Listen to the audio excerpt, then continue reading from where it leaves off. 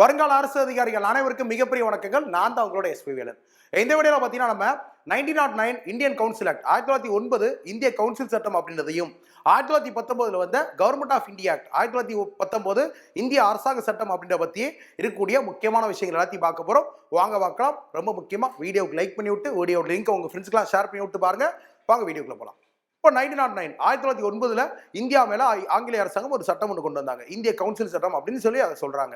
ரொம்ப முக்கியமாக பார்க்கும்போது இந்த கவுன்சில் சட்டத்துக்கு இன்னொரு பேர் என்ன அப்படின்னா மார்லி மின்டோ ரிஃபார்ம், அதாவது மார்லி மின்டோ சீர்திருத்தம் அப்படின்னு சொல்லி அழைக்கப்படும். ஏன் அப்படின்னா அந்த சட்டம் அப்படின்றது அந்த நேரத்தில் மார்லின்ற செக்ரட்டரி ஆஃப் ஸ்டேட் அப்படின்றவராலும் மின்டோ அப்படின்ற இந்தியாவோட வைஸ்ராயாக இருந்த இவராலும் கொண்டு வரப்பட்டுச்சு. அதனால இந்த சட்டத்துக்கு இன்னொரு பெயர் மார்லி மின்டோ சீர்திருத்தம் அப்படின்னு சொல்லி நமக்கு அழைக்கப்படுது. இந்த சட்டத்துல இஸ்லாமியர்களுக்கு தனி தொகுதிகள், அதாவது செப்பரேட் எலக்டோரேட் அப்படின்றது வழங்கப்பட்டுச்சு.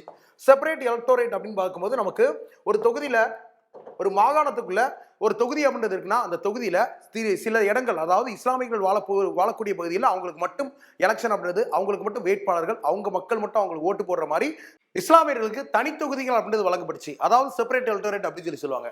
எத்தனை இடங்கள் வழங்கப்பட்டுச்சு அப்படின்னு சொல்லி பார்க்கும்போது சென்ட்ரல் லெஜிஸ்லேச்சர் மத்திய சட்டசபைக்கு மொத்தமா 8 தொகுதிகள் அப்படின்றது இஸ்லாமியர்களுக்கு, அதாவது முஸ்லிம்ஸ்க்கு செப்பரேட் எலக்டோரேட் கொடுத்தாங்க. அதாவது தனி தொகுதிகள் அப்படின்றது 8 தொகுதிகள் கொடுத்தாங்க. ரொம்ப ரொம்ப முக்கியமானது. மாகாணங்களுக்கு தனியாக கொடுத்தாங்க. இப்போ மெட்ராஸ் மாகாணத்துக்கு வந்து பார்த்தீங்கன்னா ஒரு 4 இடங்கள் அப்படின்றதும், பம்பாய் மாகாணத்துக்கு ஒரு 4 இடங்கள், பெங்கால் மாகாணம் சொல்லி பார்க்கும்போது அந்த மாகாணத்துக்குள்ள ஒரு 5 இடங்கள், இந்த மாதிரி மாகாணங்களுக்கு தனித்தனியாக கொடுக்கப்பட்டுச்சு. மத்திய சட்டமன்றத்துக்கு மொத்தமாக பார்த்தீங்கன்னா நமக்கு 8 இடங்கள் அப்படின்றது தனித்தொகுதியில் கொடுத்தாங்க. இந்த தனித்தொகுதிகள் அப்படின்றது யாரோட முக்கியமான ஒரு பெரிய ஒரு கோரிக்கையாக இருந்துச்சு அப்படின்னா ஆல் இந்தியா முஸ்லீம் லீக், அனைத்து இந்திய முஸ்லீம் லீக் அப்படின்ற ஒரு கட்சி ரொம்ப முக்கியமாக இதுக்காக தான் உருவாக்கப்பட்டது. ஸோ அந்த முஸ்லீம் லீக் அப்படின்ற கட்சி டிமாண்ட் பண்ண அந்த தனித்தொகுதிகள் அப்படின்றது நமக்கு 1909 சட்டத்தில் நமக்கு இந்த மார்லி மின்டோ அப்படின்றவரால் கொண்டு வரப்பட்டிருக்கு. ரொம்ப முக்கியமாக பார்க்கும்போது இப்போ நமக்கு இந்த தனித்தொகுதிகள் அப்படின்றது எதை குறிக்கக்கூடியது அப்படின்னா செப்பரேட்டா ஒரு கம்யூனிட்டிக்கு மட்டும் இருக்கக்கூடிய ஒரு ரெப்ரசன்டேஷனை குறிக்கக்கூடியது. அப்படி இருக்கும்போது நமக்கு கம்யூனல் ரெப்ரசன்டேஷன் அப்படின்னு சொல்லி சொல்லுவாங்க, அதாவது வகுப்புவாத பிரதிநிதித்துவம் அப்படின்னு சொல்லி சொல்லுவாங்க. இந்த வகுப்புவாத பிரதிநிதித்துவம் அப்படின்றதுக்கு இந்தியாவில் தந்தை யார் அப்படின்னு சொல்லி பார்க்கும்போது ஃபாதர் ஆஃப் கம்யூனல் ரெப்ரசன்டேஷன் யாருன்னு சொல்லி ஒரு கொஸ்டின் கேட்டாங்க அப்படின்னா வகுப்புவாத பிரதிநிதித்துவம் தந்தை அப்படின்றவர் நமக்கு அந்த நேரத்தில் வைஸ்ராயா இருந்த மின்டோ அவர்கள் தான் நமக்கு வகுப்புவாத பிரதிநிதித்துவத்தின் தந்தை அப்படின்னு சொல்லி அறியப்படுறாங்க. ஸோ இந்த பாயிண்ட்ஸ் அப்படின்றது எல்லாமே நமக்கு எக்ஸாம் பாயிண்ட் ஆஃப்ல 1909 சட்டத்தை வச்சு ரொம்ப முக்கியமாக கேட்கக்கூடிய விஷயங்கள். நெக்ஸ்ட் நம்ம வந்து 1919 சட்டம் 1919 ஆக்ட்ல வந்து கேட்கப்பட்ட முக்கியமான விஷயங்கள் அப்படின்றது பார்க்க போறோம். இப்போ 1919 இந்திய அரசாங்க சட்டம் கவர்மெண்ட் ஆஃப் இந்தியா ஆக்ட் அப்படி சொல்லி வரும்போது ரொம்ப முக்கியமாக பார்த்துக்கும் போது நமக்கு இந்த நேரத்தில் 1914 இருந்து 1918 நமக்கு ஃபர்ஸ்ட் வேர்ல்டு வார், முதலாவது உலக போர் அப்படின்றது நடைமுறையில் இருந்திருக்கும். இந்த முதலாவது உலக போர் நேரத்தில் இந்தியாவில் 1914 நமக்கு ஹோம் ரூல் மூவ்மெண்ட், அதாவது தன்னாட்சி இயக்கம் அப்படின்ற ஒரு பெரிய இயக்கம், அன்னிவசன்ட் அம்மையார் அவர்கள், பாலங்கா திலகர் போன்ற தலைவர்கள் நிறுவப்பட்டு ஒரு பெரிய வெற்றி அடைஞ்சிருக்கும். அந்த வெற்றியின் முடிவில் 1917 நமக்கு ஆகஸ்ட் 20ஆம் தேதி ஆகஸ்ட் டிக்ளரேஷன் அப்படின்ற ஒரு விஷயம் வந்திருக்கும். ஓகேவா? எதனால அப்படி சொல்லி பார்க்கும்போது இந்த தன்னாட்சி இயக்கத்தை நிறுத்துறதுக்கு ஆங்கிலேயர்கள் வந்து பார்த்தீங்கன்னா உங்களுக்கு என்ன தேவையா இருக்குது அப்படின்னு சொல்லி கேட்கும்போது நமக்கு வந்து சுயராஜ்யம் வேண்டும், தன்னாட்சி வேண்டும் அப்படின்னு சொல்லி கேட்பாங்க. அந்த தன்னாட்சி தரம் சொல்லிட்டு நமக்கு வந்து அந்த நேரத்தில் செக்ரட்டரி ஆஃப் ஸ்டேட்டா இருந்த மான்டேக் அப்படின்றவர் நமக்கு வந்து ஒரு உறுதிமொழி கொடுத்திருப்பார். அதை தான் நம்ம ஆகஸ்ட் அறிக்கை, ஆகஸ்ட் டிக்ளரேஷன் அப்படின்னு சொல்லி சொல்றோம். இப்போ இந்த ஆகஸ்ட் டிக்ளரேஷன் வச்சு நமக்கு பிற்காலத்தில் 1919 சட்டம் அப்படின்னு கொண்டு வரப்படுது. இந்த சட்டத்தில் நமக்கு என்ன தரன்னு சொல்லியிருக்காங்க, அதாவது இந்தியர்கள் அப்படின்னவங்க தன்னாட்சி இயக்கத்தை நிறுத்தணும், உங்களுக்கு நாங்கள் தன்னாட்சி தரோம் அப்படின்னு சொல்லி வரக்கூடிய சட்டத்தில் நாங்கள் உங்களுக்கு தன்னாட்சி தரோம், அதனால இதை வந்து நிறுத்திக்கோங்க அப்படின்னு சொல்லி 1917 ஆகஸ்ட் 20ஆம் தேதி போடப்பட்ட ஆகஸ்ட் டிக்ளரேஷன், ஆகஸ்ட் அறிக்கை அப்படின்றது. அப்படி இருக்கும்போது நமக்கு இப்போ 1919 சட்டம் அப்படின்றது வருது. இந்த சட்டத்துக்கு இன்னொரு பெயர் அப்படின்னு சொல்லி பார்க்கும்போது இந்த சட்டத்தோட இன்னொரு பேர் அப்படின்றது மான்டேக் செம்ஸ்ஃபோர்ட் ரிஃபார்ம் அப்படின்னு சொல்லி சொல்லுவாங்க. மான்டேக் செம்ஸ்ஃபோர்ட் ரிஃபார்ம் அப்படின்னு சொல்லி சொல்லுவாங்க. மான்டேக் செம்ஸ்ஃபோர்ட் சீர்திருத்தம் அப்படின்னு சொல்லி சொல்லுவாங்க. ஏன் அப்படி சொல்லி சொல்லும் போது அந்த நேரத்தில் செக்ரட்டரி ஆஃப் ஸ்டேட்டா இருந்த மான்டேக் அப்படின்றவராலும் அந்த நேரத்தில் இந்தியாவோட வைஸ்ராய் அரச பிரதியாக இருந்த செம்ஸ்ஃபோர்ட் அப்படின்றவராலும் இந்த சட்டம் அப்படின்னு கொண்டு வரப்பட்டுச்சு. அதனால இந்த 1919 இந்திய அரசாங்க சட்டத்துக்கு இன்னொரு பேர் மான்டேக் செம்ஸ்ஃபோர்ட் சீர்திருத்தம் அப்படின்னு அழைக்கப்படுது.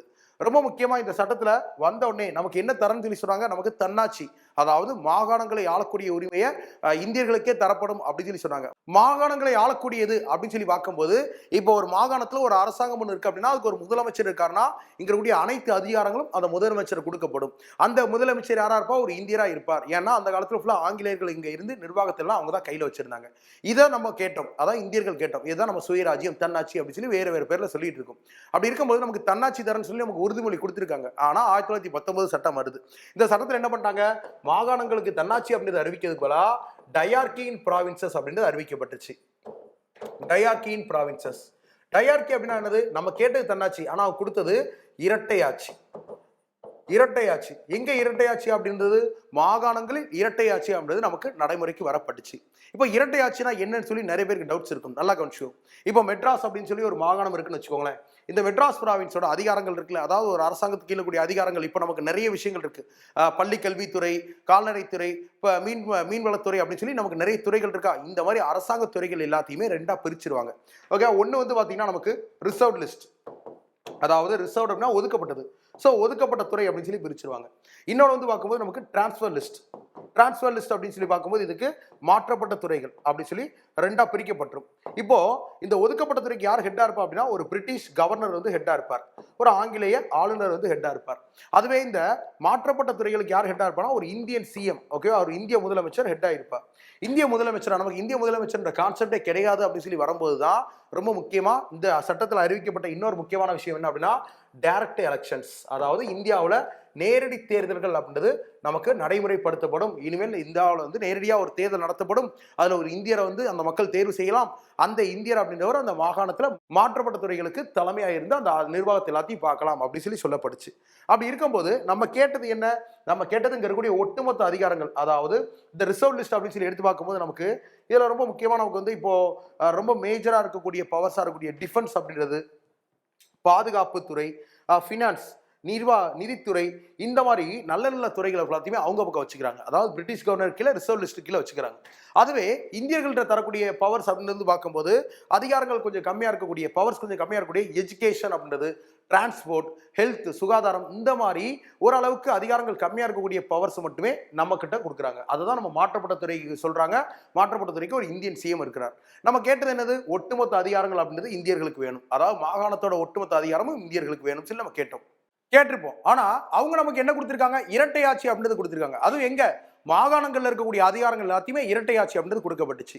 அப்படி இருக்கும்போது இங்க மிக பெரும் கட்சியா இருக்கக்கூடிய இந்திய தேசிய காங்கிரஸ் அப்படின்னு ஒரு கட்சி இருந்துச்சா. இந்த இந்திய தேசிய காங்கிரஸ் என்ன சொல்றாங்க, இனிமேல் இந்தியாவில் இருக்கக்கூடிய மாகாணங்கள், அதாவது மெட்ராஸ், பம்பாய், பெங்கால்ல இருக்கக்கூடிய மாகாணங்கள் நடக்கக்கூடிய நேரடி தேர்தல்களை நாங்க பங்கேற்க மாட்டோம். எப்போ வரைக்கும் பங்கேற்க மாட்டோம், நாங்க பார்ட்டிசிபேட் பண்ண மாட்டோம் சொல்லி சொல்றாங்க. எப்போ வரைக்கும் இந்த டயார்கி, அதாவது ப்ராவின்சஸ்ல இருக்கக்கூடிய டயார்கி அப்படின்றது ஒழிக்கப்படும் வரை நாங்க இங்க நடக்கக்கூடிய தேர்தல் எதிலையும் பங்கேற்க மாட்டோம் அப்படின்னு சொல்லி காங்கிரஸ் அறிவிச்சிருச்சு. அப்போ அந்த டயார்கி அப்படின்றது நமக்கு எப்போ சார் ஒழிக்கப்பட்டுச்சு அப்படின்னு சொல்லி பார்க்கும்போது 1935 1935ல ஒரு சட்டம் அப்படின்றது கவர்மெண்ட் ஆஃப் இந்தியா ஆக்ட் ஒன்று வரும், இந்திய அரசாங்க சட்டம். அந்த சட்டத்துல இந்த இரட்டையாட்சி அப்படின்றது ஒழிக்கப்பட்டிருக்கும். மாகாணங்கள் இருக்கக்கூடிய இரட்டையாட்சி அப்படின்றது ஒழிக்கப்பட்டிருக்கும். அதுக்கப்புறம் தான் காங்கிரஸ் அப்படின்றது 1937ல முதல்ல தேர்தல் அப்படின்றது நின்று ஜெயிச்சு அரசாங்கம் அப்படின்லாம் உருவாக்கி இருப்பாங்க. அது வேற ஒரு ஹிஸ்டரி. அப்படி இருக்கும்போது இதுல இருக்கக்கூடிய வேற என்ன விஷயங்கள் ரொம்ப முக்கியமானது அப்படின்னு சொல்லி பார்க்கும்போது, பப்ளிக் சர்வீஸ் கமிஷன், பொதுப்பணித்துறைகள் அப்படின்றதெல்லாம் உருவாக்கலாம் அப்படின்ற மாதிரி ஒரு சட்டம் அப்படின்றது கொண்டு வரப்பட்டுச்சு. ரொம்ப முக்கியமா இதுக்காக போடப்பட்ட கமிட்டி என்ன கமிட்டி அப்படின்னா, லீக் கமிட்டி அப்படின்ற ஒரு கமிட்டி, இதுக்காக அமைக்கப்பட்ட ஒரு கமிட்டி. அதுபோக நமக்கு இந்த சட்டத்துல பை கேமரல் லெஜிஸ்லேச்சர்ஸ், அதாவது நமக்கு பை அப்படின்னா ரெண்டு அப்படின்னு சொல்லி சொல்லுவோமா, பை கேமரல் லெஜிஸ்லேச்சர்ஸ் அப்படின்னா சட்டமன்றங்கள்ல இரு அவை முறை அப்படின்னு கொண்டு வரப்பட்டுச்சு. இரு அவை முறை, அதாவது இப்ப நமக்கு பார்லிமெண்ட் எடுத்துக்கோமா, சிம்பிளா எடுத்துக்கிட்டோம் அப்படின்னா பார்லிமெண்ட் எடுத்துக்கிட்டோம், நமக்கு லோக்சபா, ராஜ்யசபா ரெண்டு இருக்கு. இப்போ ஒரு மாநிலம் அப்படின்னு எடுத்து பார்க்கும்போது, ஒரு எக்ஸாம்பிளுக்கு இப்போ நம்ம ஆந்திராவை எடுத்துக்கலாமே, ஆந்திராவோட சட்டமன்றம் அப்படின்னு ஒன்று இருக்கு, அது மாதிரியே சட்ட மேலவை அப்படின்னு ஒன்று இருக்கு. ஸோ நமக்கு தமிழ்நாட்டில் சட்டமன்றம் மட்டும் இருக்கிறதுனால அந்த சட்ட மேலவை பற்றி பெருசாக தெரியாமல் இருக்குது. ஒரு காலத்தில் இருந்துச்சு, அது பிற்காலத்தில் எம்ஜிஆர் காலத்தில் அதுவும் ஒழிக்கப்பட்டுருச்சு. ஸோ இப்போ ஒரு ஸ்டேட்டை பொறுத்த வரைக்கும் நமக்கு ஸ்டேட் லெஜிஸ்லேட்டிவ் அசம்பிளி சட்டமன்றம் அப்படின்றது, அப்புறம் ஸ்டேட் லெஜிஸ்லேட்டிவ் கவுன்சில் சட்ட மேலவை அப்படின்றது, இந்த மாதிரி இருக்கக்கூடிய சட்டமன்றங்கள் இந்த அவைகள் எல்லாத்திலுமே இரு அவை முறை அப்படின்றது இந்த 1919 சட்டத்தில் நமக்கு கொண்டு வரப்பட்டுச்சு. இப்போ நம்ம பார்த்த விஷயங்கள் எல்லாமே நமக்கு எக்ஸாம் பாயிண்ட் ஆஃப் வியூல ரிப்பீட்டடா கேட்டிருக்கக்கூடிய விஷயங்கள். சோ இந்த மாதிரி ஜிஎஸ் அப்படின்றது நீங்க ஸ்ட்ராங் ஆகணும் அப்படின்னா நம்மளோட வரண்டரேஸ்ல இணையறதுக்கு கீழே கூடிய வெப்சைட் லிங்க் அப்படின்றத யூஸ் பண்ணிக்கோங்க. வீடியோ ஃபுல்லா பாருங்க. சோ இத மாதிரியே இன்னொரு நல்ல வீடியோ நம்ம சந்திப்போம். தேங்க்யூ எல்லாருக்கும். பாய்.